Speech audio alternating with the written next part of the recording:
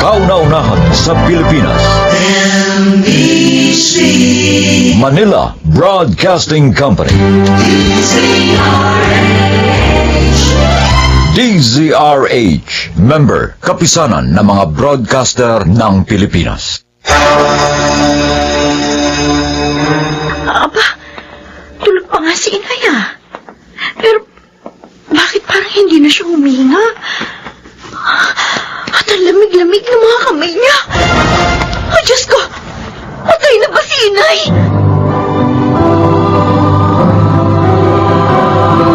Handog ng DZRH ang dulan sa kanyang panahon. Isang mahalagang konsepto nga ba sa buhay ng tao ang kagandahang loob? Kung sa ay nangangahulugan din ito ng lahat ng kabutihang taglay ng isang individual. Mga kaibigan, pakinggan natin ang naging karanasan ni Berna sa ating dulang sa kanyang panahon.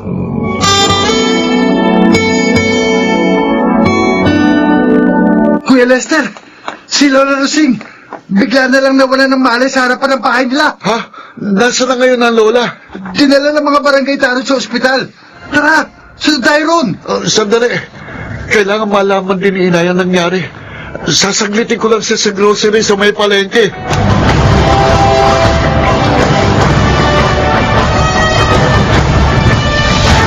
Kumusta na po ang pakiramdam niyo, Nay? Saan ba ako naroroon? Bakit ba kahit saan ako tumingin kulay puti ang paligid, ha, Berna? Nandito po kayo sa ospital. Tumaas po ang presyon niyo. Mabuti na lang at may nagdaang mga tanod ng oras na yun. Kaya naitakbo agad nila kayo dito. Oo nga. Natatandaan ko na. May bibili sana ako sa tindahan kanina. Nabigla na lang ako makaramdam na sobrang alinsangan. Pagkatapos, nagdilim na yung paningin ko. Kung bakit naman kasi po, ayaw pa ninyo pumisan sa amin ng mga apo nyo. Para natitignan namin kayo. Nay, paano kung sa susunod na tumaas na naman ang presyon ng dugo ninyo at walang makakita sa inyo? Sabi pa naman ng doktor, nasa seryosong kondisyon na raw ang hypertension ninyo dahil nga sa edad ninyo. Ba't iba naman ako magiging pabigat pa sa iyo, Berna? Hindi ka na nga binalikan ni Victor mula na magtrabaho sa Australia. Hayan, inampun mo pa si Noli na anak din niya sa ibang babae. Mabait naman po si Noli, Nay. At saka masipag mag-aral. Kaya hindi po ako nangihinayang sa itinutustos ko sa kanya. Isa pa, magkasundo po sila ng Kuya Lester niya. Pati sa kursong kinuha nila sa kolehiyo. Pareho restaurant management ang pinili nila dahil pangarap nila makapagpatayo ng sariling restaurant pagdating ng araw. Basta ako, huwag mo na akong intindihin pa, Berna. Lagi ko nga hinihiling sa araw-araw. Sana, hindi na ako magising mula sa pagkakatulog. Ay, Yung bang iayaon na lang ako sa mundong ito ng payapa. Nang hindi na ako makakaabala pa.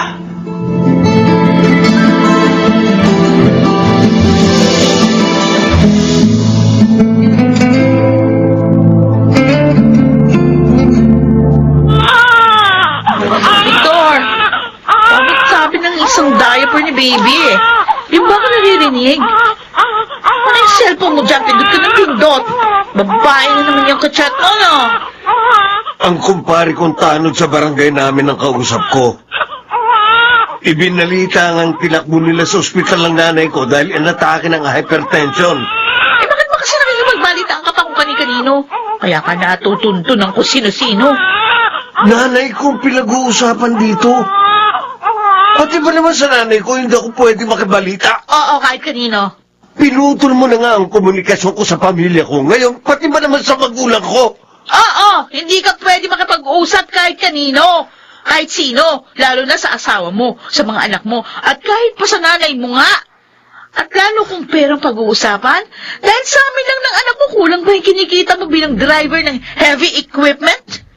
Alam mo bang habang lumilipas ang mga araw, lalo ko lang napapatunayang ikaw ang pinakapangit na nangyari sa buhay ko rito sa Australia. Ah, ganon, ha? Talaga lang, ha? O dahil sa sinabi mo yan, lalo kong babatayan yung mga galaw mo, at lalo hindi ka na po pwede makipag-communicate sa sino mang pamilya mo sa Pilipinas. Tandaan mo yan!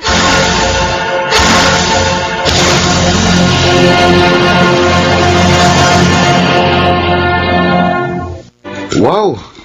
Ang bango niyang hinahalo mo sa kawali, ha, Noli?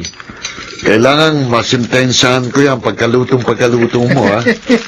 Nagpa-practice nga kasi ako magluto ng iba't ibang snacks. Gaya nga nitong cinnamon popcorn. Kasi nga, yayayain kita magtayo ng snack house. Doon sa bakanting pwesto na nasa gilid ng grocery ni Nanay Berna sa may palengke. Ba, magandang idea yung inaisip mo, ha? Swak nga na gawing snack house yung pwesto mo na yun. Dahil nandun ang mismo magiging market natin. Oh, di ba? Kahit nag-aaral pa tayo, pwede na rin tayo magsimula ng maliit na negosyo ng pagkain. E di kapag nakagraduate na tayo, saka na tayo sumubok ng unti-unti sa pagtatayo ng restaurant. Gaya nga ng pangarap natin. Alam mo, Noli, hanga ako sa'yo. Dinadaig mo ako sa mga pagpaplano sa buhay. Yung bang pinangahawakan mo lagi ang mga layunin mo nang may pag-asa. Ang totoo, Kuya Lester, sa inyo ni Nanay Berna ako kumukuha ng lakas para sa mga pangarap ko. Naging napakabuti niyo sa akin. At pagdating ng araw, gusto kong suklian ang kabutihang ipinadama niyo sa akin. Para sa amin ni Inay, sapat nang maipasa mo rin sa ibang kabutihang nasimulan mo sa sarili mo. Sa ganung paraan, parang nakaganti ka na rin sa amin.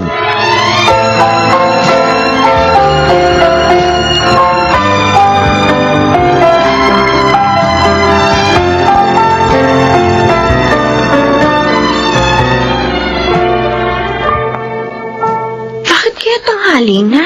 Saradong-sarado pang bahay ni Inay. Samantalang alam ko, maaga siyang gumigising. Teka nga, makapasok na nga sa loob nang malaman ko kung bakit. Tahimik ang kabuuan ng bahay. Ah, sa kwarto niya. Baka naroroon nga siya. Apa, tulog pa nga si Inay ah. Pero, bakit parang hindi na siya huminga? At ang lamig-lamig ng mga kamay niya. Oh, Diyos ko! Patay na ba si Inay?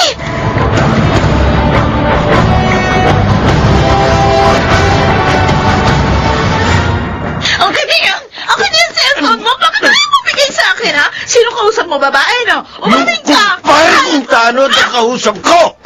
Oh, Patay na ang nanay ko. Kaya pwede ba huwag mong guluhin ang pag-uusap namin? at ano? Uwi ka sa Pilipinas? Hindi ka pwedeng umuwi, Victor. Hindi ako papayag! Sa buong panahon ng pagsasama natin, ikaw lagi nasusunod, Mariette. Pero sa pagkakataong ito, ako na! At sa ayaw mo sa gusto, uuwi ako sa Pilipinas dahil gusto ko makita ang mga labi ng nanay ko. Hindi! Paano kung hindi ka na bumalik? Paano? Hindi mo na kami balikan ang anak mo! Hindi ko kayo pwedeng hindi balikan dito. Dahil dala-dala ko kayo sa konsyensya ko. Dahil tanggapin ko man o hindi, ikaw ang nangyaring karma sa buhay ko at hindi na kita matatakasan.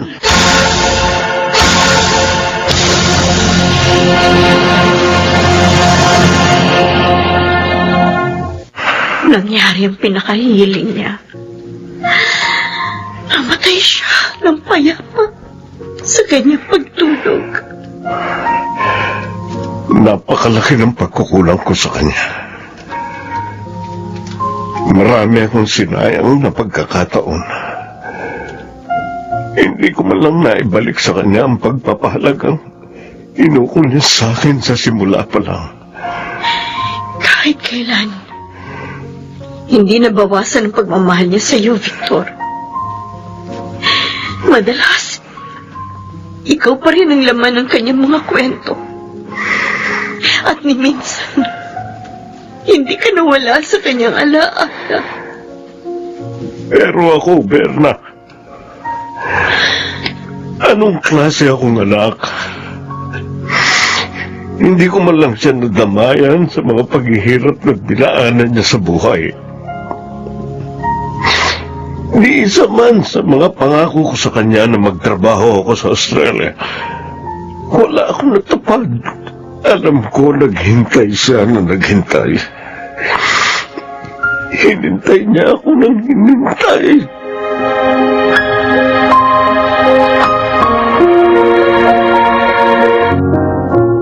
Talaga po bang wala nang pag-asang magkasama pa tayo? Kahit Kung sa amin pong dalawa ni Noli, wala kayong dapat alalahanin, Day. Matagal na namin hinihintay ang inyong pagpapalik. Masakit man aminin na magkalayo-layo tayo. May mga bagay sa buhay ko na nang masira. Hindi ko na kayang buuin. Mga bagay na nang mawala.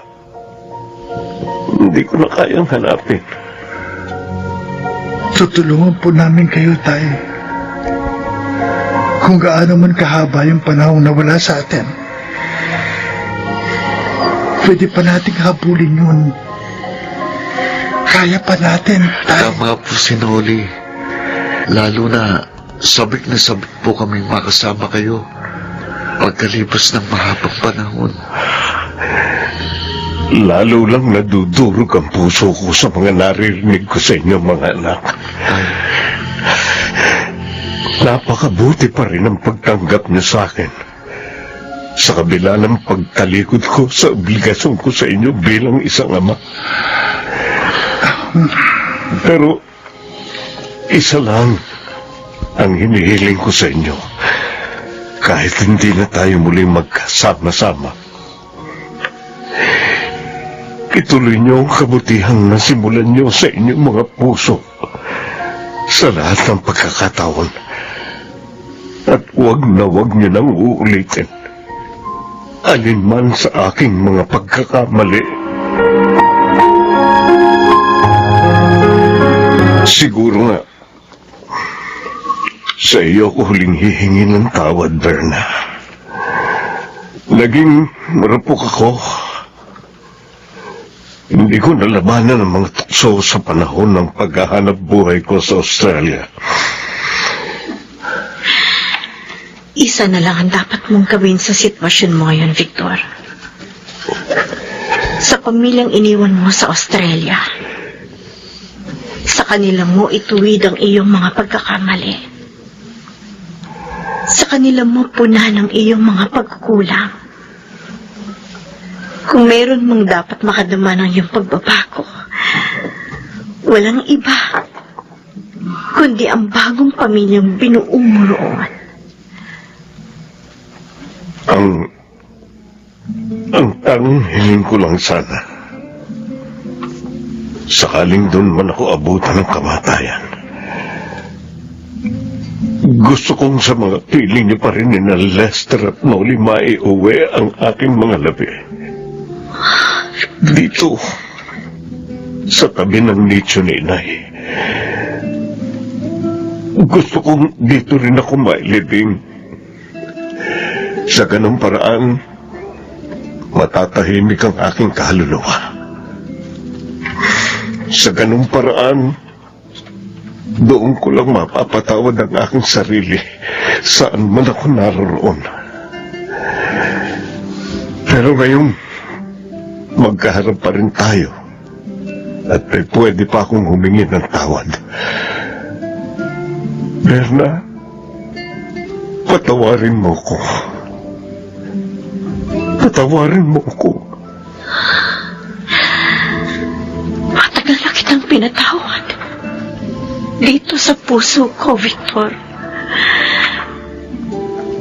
Wala rin naman akong hiniling sa Diyos, kundi mapabuti ang buhay mo. Na sana palagi mong matagpuan ang kaligayahang hinahanap mo. Napakabusilak ng puso mo, Berna. Salamat. Maraming salamat sa iyong pagpapatawad. Maraming salamat.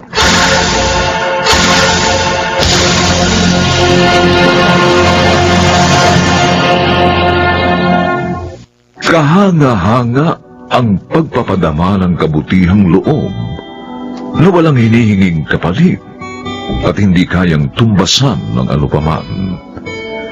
Isang dakila at banal na layuning maihandog natin sa ating kapwa sa kanyang panahon.